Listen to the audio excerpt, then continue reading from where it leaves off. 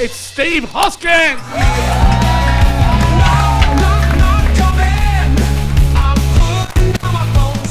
Thank you. It is so good to be here. I have a wife and 2 kids still being toilet trained at home. It's good to be fucking anywhere. Right now, you guys are just lovely. I love my wife. Now, we go on date nights, get away from the kids and spend some special time together. And last time we went, we had dinner, and then we did one of those escape room experiences. We didn't even try to get out. Yeah. It got to 1 o'clock and New South Wales Fire and Rescue barged the door in because the 16-year-old running the joint got so worried about us.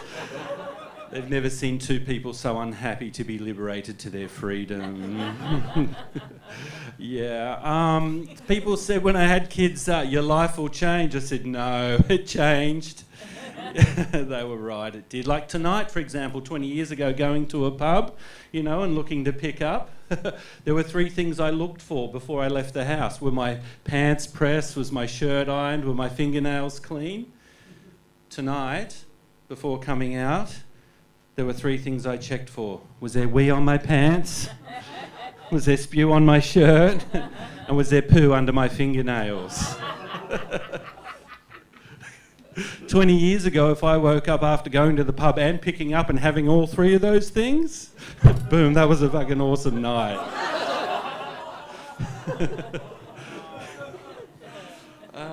I got this iWatch from my wife and kids for Father's Day. Amazing piece of kit. It does a lot more than just tell the time.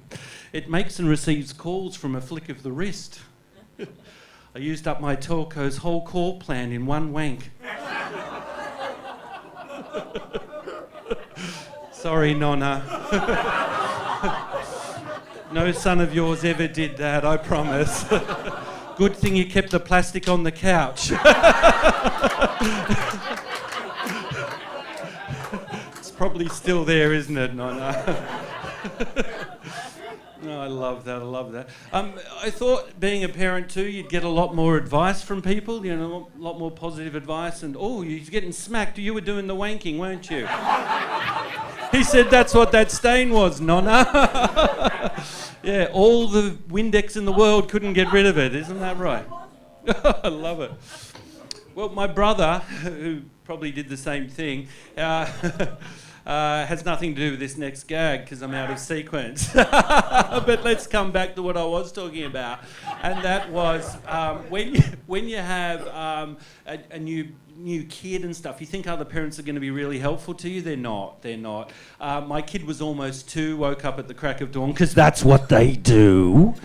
And we went to the park and there was another lady there and she had a kid as well. And they were playing so well. And she turned to me and she went, "Oh, it's so cute, your boy. How old is he?" And I rounded up. I said 2. And she said, "Nice." I said, "Well, I better repay the favour." I said, "Oh, she's really cute. How old's she?" And I get 30 months. Yeah, tar. It's the crack of dawn, I haven't had a coffee, you're making me do reverse engineering maths to figure out your kid's name. Couldn't you say 2.5? Would that have killed you? But amazingly, she turns to me and she goes, "Oh, I'm such a silly Billy, I didn't put my phone on charge last night. My battery's flat. Do you have the time?" I said, "Yeah, I've got this Apple iWatch actually. It's 907 minutes past midnight." My brother, there's the real gag sequence, we're back.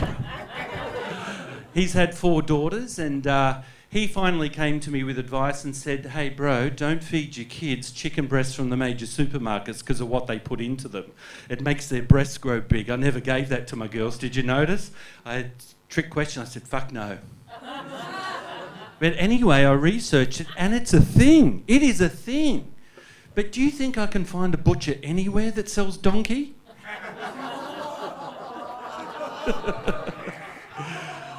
Oh, and I'll leave you on this and let that phase in. My wife and I love to chill out watching MasterChef. It's one of our most favourite shows. Just finishing work, you put on reality TV and watch people shit themselves on camera. There's nothing better than it.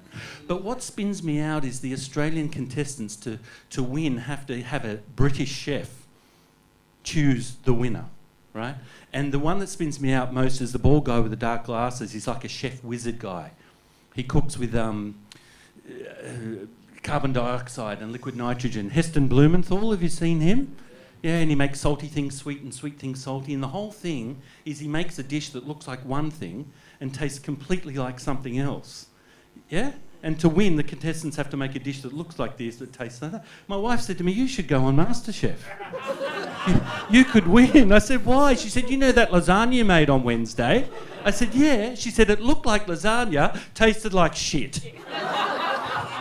All right, I've been Steve Hoskins. Enjoy the rest of your night.